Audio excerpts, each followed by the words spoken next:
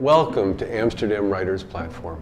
We're delighted to be here at one of Amsterdam's truly iconic locations, historic Rembrandt House, where the great painter lived and worked from 1639 until 1658. This is the perfect place to speak to our guest today on Amsterdam Writers Platform. She is one of the world's experts on Rembrandt. She has gathered together the broad wealth of research on Rembrandt. She's done her own powerful investigation on this painting, and then she wrote a book that proves that sometimes art can explain history better than anything else. Her book brings to life one of Rembrandt's greatest paintings, The Anatomy Lesson, a painting which shows the dissection of a human body for scientific research. I'm delighted to welcome Nina Siegal. Hi, Nina. Thanks for having me. Thank you so much for coming. Listen, before anything, let's just talk about the book. You've written this wonderful book, The Anatomy Lesson. I came with a grant to do research for about 9 months. It turned into a project that lasted about 6 years. Yes, but why Rembrandt? Why this painting? How did this come to be? Why are you interested? It goes back to my childhood, actually.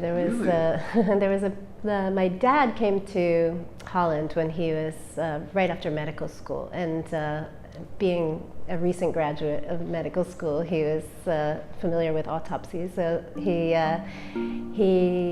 picked up an image of the anatomy lesson of Dr. Tulp as sort of commemorative of his own experience. And we had a very small reproduction in our house growing up. My dad was an immunologist at the height of the AIDS epidemic in New York.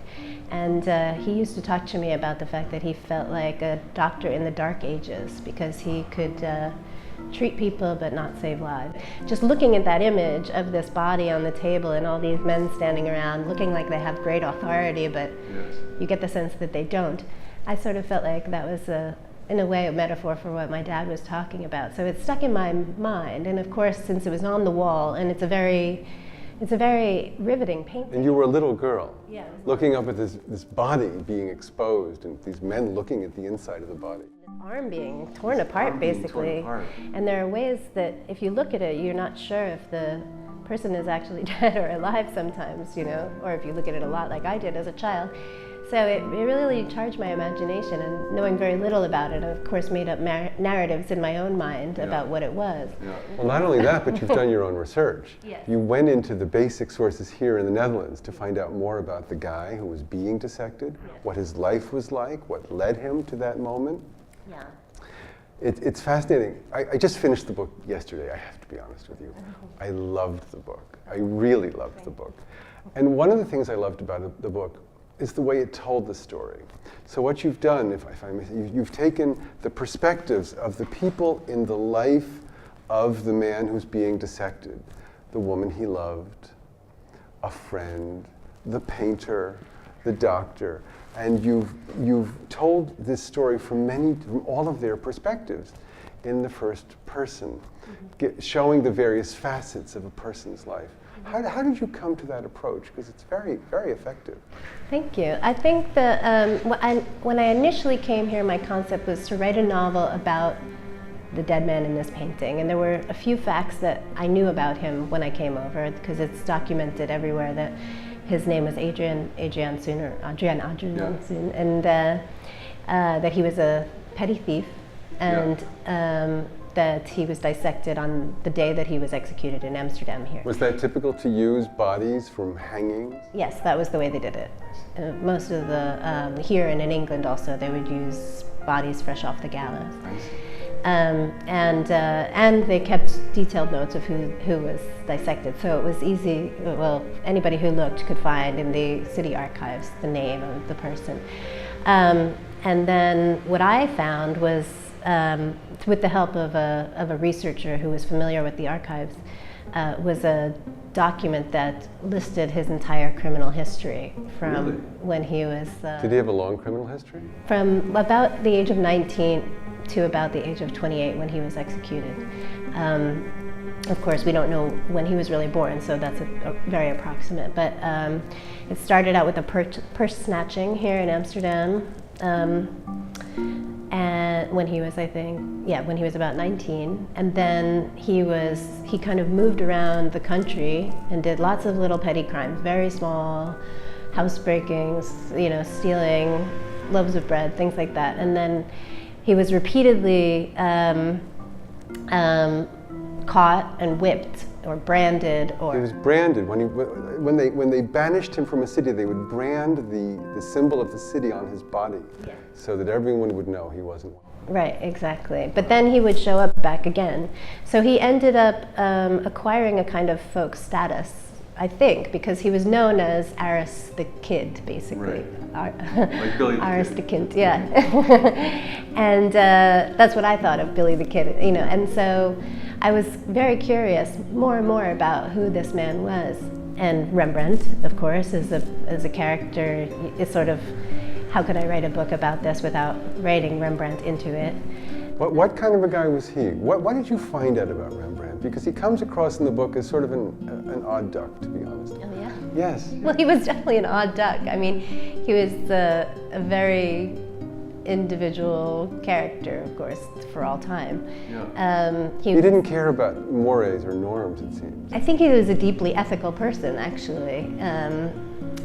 Based on his images, essentially, and based on the way that he interprets story from the Bible, and the way that he, even in this painting, I think the way that he brings the power of human compassion to his painting. Well, in the book you describe that he decides he's going to use his art to redeem this tortured soul. He sees the scars on the body, the branding on the body. He knows how much this man has suffered. The woman who loved the man tried to rescue him from the gallows and tried to bring his body back. He was loved. And at one point, at the climax of the book, it seems, Rembrandt, as he's painting, says, "I'm going to make this man whole again." It's a wonderful scene. I also learned yesterday that you were a journalist for years. Yes. You were a writer on the New York Times. In fact, you I still am. are. I am. You still are. Yes. Every month almost in the New York Times, you have a contribution about cultural life in the Netherlands. You're really showing this country and this city's cultural life to the world, and I want to acknowledge you for it. But you did that, before you did that, you were more a writer on the beat.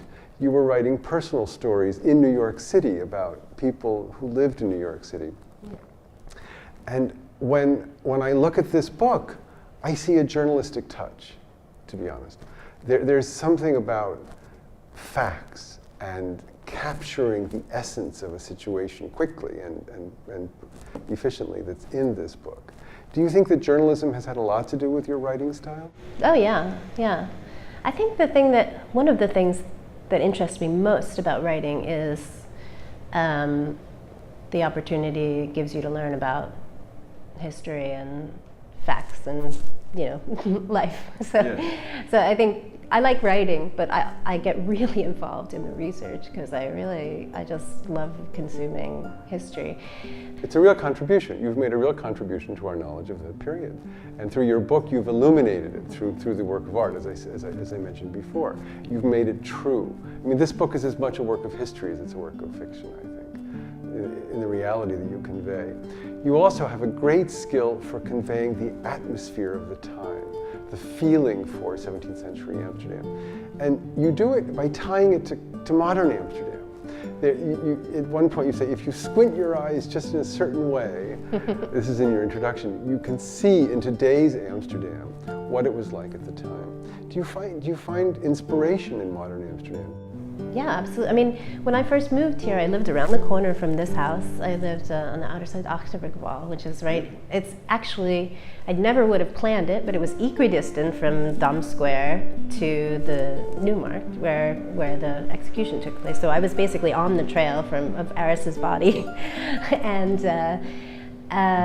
so I lived right exactly in the place where the action of the novel takes place. And even on the way biking over here today, I was thinking, I'm going to be late. And then I was like, no, I'm so lucky because I know all the back alleys of this section of town. I've walked all of them.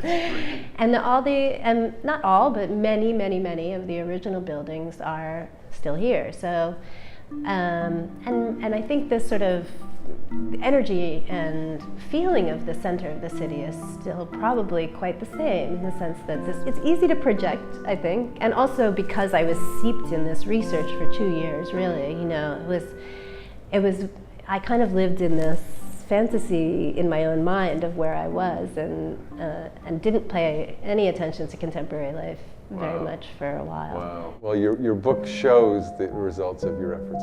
I want to thank you. This book is a triumph. Oh. Thank you for sharing it with us. You did a great job. Thank you. And thank you all for joining us on Amsterdam Writers Platform.